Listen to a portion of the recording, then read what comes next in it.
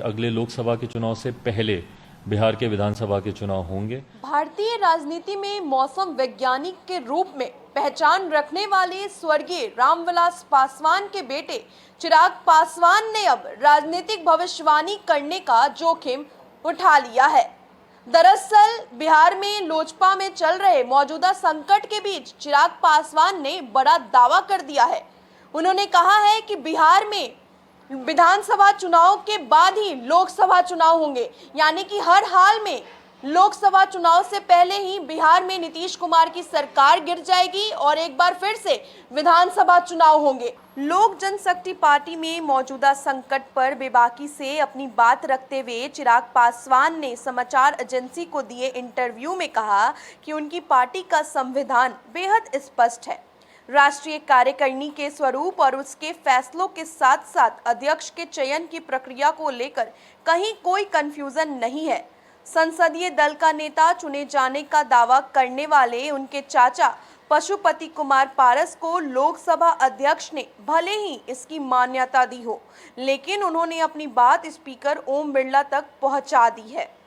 चिराग ने कहा कि उन्हें उम्मीद है कि लोक जनशक्ति पार्टी का संविधान समझने के बाद वो अपने फैसले को बदलेंगे। वो परिवार और पार्टी दोनों में से किसी को टूटने नहीं देना चाहते थे।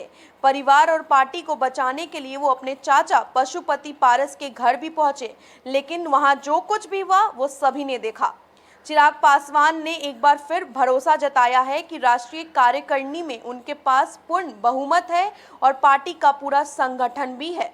जिला की इकाई सभी उनके नेतृत्व के साथ खड़े हैं।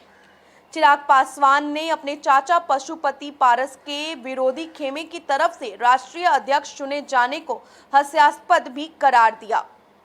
बिहार में नीतीश सरकार के भविष्य को लेकर चिराग ने कहा कि ये बात तो तय है, बिहार में विधानसभा चुनाव लोकसभा चुनाव से पहले होंगे। विधानसभा चुनाव के मद्देनजर हम जल्द ही अपने गठबंधन को लेकर कोई बड़ा फैसला लेने वाले हैं।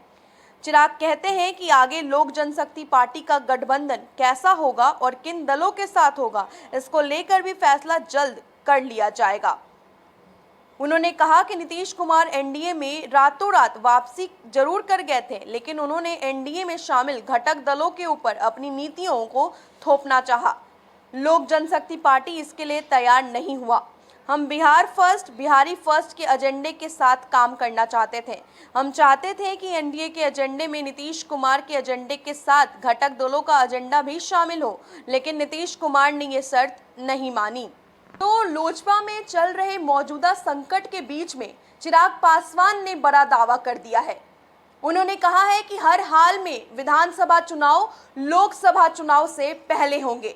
गौरतलब हो कि पूरे बिहार विधानसभा चुनाव में चिराग पासवान ने मुख्यमंत्री नीतीश कुमार के खिलाफ कड़े तेवर अख्तियार किए थे। आज भी वही चिराग पासवान है। उन्होंने कहा कि भले ही रातों रात मुख्यमंत्री नीतीश कुमार ने वापसी कर ली थी एनडीए में, लेकिन वो अपनी नीतियों को बाकी सभी घटक दलों के ऊपर थोपना चाहते थे और ऐसा लोक जनशक्ति पार्टी बिल्कुल भी नहीं चाहती थी, क्योंकि लोक जनशक्ति पार्टी अपने एजेंडों के मुताबिक चलती है।